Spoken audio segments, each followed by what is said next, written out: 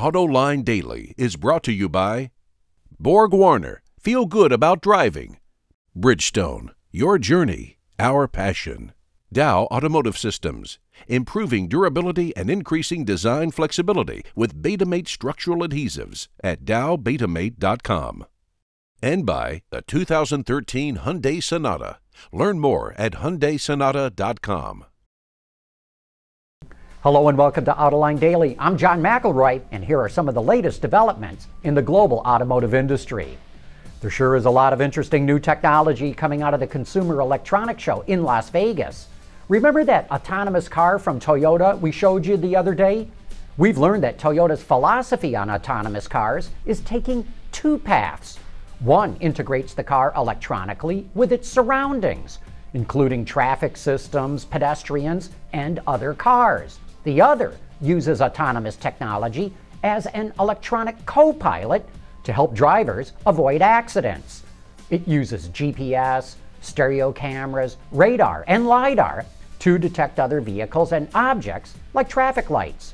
Toyota says all this may evolve into an autonomous car at some point in the future, but for now they're calling it the Advanced Active Safety Research Vehicle. Ford announced it's opening up Sync to allow software developers to create apps for its drivers. Ford will provide the info and tools needed under what it calls the Ford Developer Program. More and more people are using smartphones, and this will allow owners to use apps in their cars using voice control integrated with the car instead of through their phones. And at CES, Ford also announced it's teaming up with internet music provider Rhapsody. Ford and Lincoln owners that have Sync equipped in their car can use voice or steering wheel commands to use Rhapsody via their smartphone.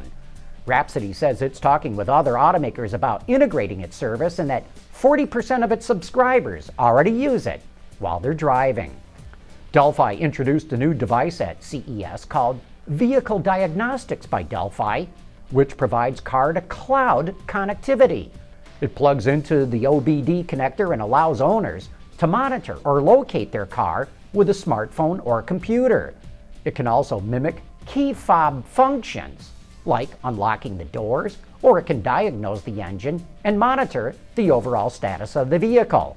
It'll be available in just a few weeks, either online or at Verizon wireless stores. Okay, from this week's Consumer Electronics Show, we now look forward to next week's Detroit Auto Show, where the covers will get pulled off the newest model in the Dodge Dart lineup, the GT. It will be powered by the 2.4-liter Tiger Shark engine that puts out 184 horsepower and 174 pound-feet of torque. The GT will also feature a sport-tuned suspension package, unique exterior design elements, and an upgraded Napa leather interior. The Dodge Dart GT will start out at a suggested retail price of just under $21,000. Also set to make its debut at the Detroit Auto Show is this HCD14 concept car teaser from Hyundai. It also gives us a look at Hyundai's new 3D gesture-based technology controls. And we're pretty sure that this HCD14 hints at what the styling will be for the next Equus. Speaking of new product, we now have to look over at Europe, where Peugeot just took the wraps off its new compact crossover, the 2008. It's going to be manufactured in France, China, and South America, and this is the first time that Peugeot really took in design considerations from all around the world. The 2008 can be equipped with either a diesel engine that features stop-start technology, or it even comes with a 3-cylinder gasoline engine. Say, have you ever wanted to take a European vacation and drive around the continent taking in the sights? That's exactly what Autoline correspondent Isaac Bouchard did, and he came out of it with a test drive report on the Fiat Bravo. That is coming up next.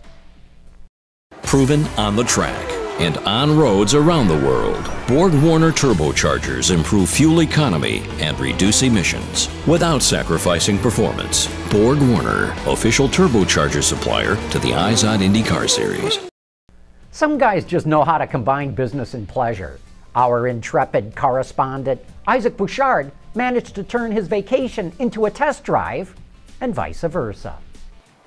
The week I've spent with this Fiat Bravo turbo diesel in Europe underscores both the possibilities and the challenges inherent in the Fiat-Chrysler merger. Achieving significant economies of scale was considered one of the main reasons for the tie-up, and figuring out what would appeal to Americans and what to leave behind was essential. My Fiat is a fair representation of the average European's car, both in size and specification. Being a hatch, it takes up less space when parking, critical in congested continental cities, yet is roomy inside for four and their luggage. And it's much better looking, at least to someone from our side of the Atlantic, than many of its oddly shaped competitors that you see over here. The choice of fabrics and moldings, such as the checked fascia, non-textured dash top, and the metallic effect upholstery is fun, if a bit daring for mainstream America, but the build quality lags behind the best available cars in the States. And when you start it up, the racket its direct-injected 1.9-liter turbo diesel engine makes would put many off. But once you're inside, the Bravo is a relaxed, pleasing car to drive, even at six-figure speeds. Engine noise is muted, there's lots of low-end torque, the 6-speed manual gearbox is sweet, and the ride-handling trade-off is very well done. The Bravo handles bumpy French backroads without getting unsettled and hustled through the testing mountain passes on the Spanish border with Autoline. Mileage is remarkable too. I averaged 35 to 40 miles per gallon while zipping along at close to 100 miles an hour and got similar numbers in town. While that's something many of our smaller cars are rated at by the EPA, many don't actually achieve it. And not having to listen to the bovine-like mooing noises of a typical hybrid was quite a relief. But most Americans wouldn't want to shift for themselves, even with a gearbox as nice as the Bravos. So the twin-clutch, automated manual Fiat Chrysler is bringing to market in the US makes sense for an engine such as this. You can see that the company's designers and management have learned their lessons well. The Dodge Dart, which uses a newer, larger chassis related to the Bravos, shares its enthusiasm for corners, good refinement in ride, and directness of steering. Yet the Dart is also much larger and of higher quality inside, and has oodles of the kind of standard equipment and cool technology that the Korean companies have used to lure stateside buyers for years. By combining many of the best continental virtues with the sense of value that Americans expect, Fiat Chrysler has begun to thrive. Experts give their cars great reviews and sales are terrific. And while the Bravo wouldn't necessarily be my first choice to drive across America, it's been a great way to see multiple countries throughout Europe. From Bordeaux, France, I'm Isaac Bouchard for Autoline Daily. You know, Fiat ought to start bringing over more of its models to the American market. Last year's sales of the little Fiat 500 topped 43,000 cars, which is a pretty impressive number, and that tells me the American public would be open to more Fiat models. Anyway, that wraps up today's show. Please join us again right here tomorrow.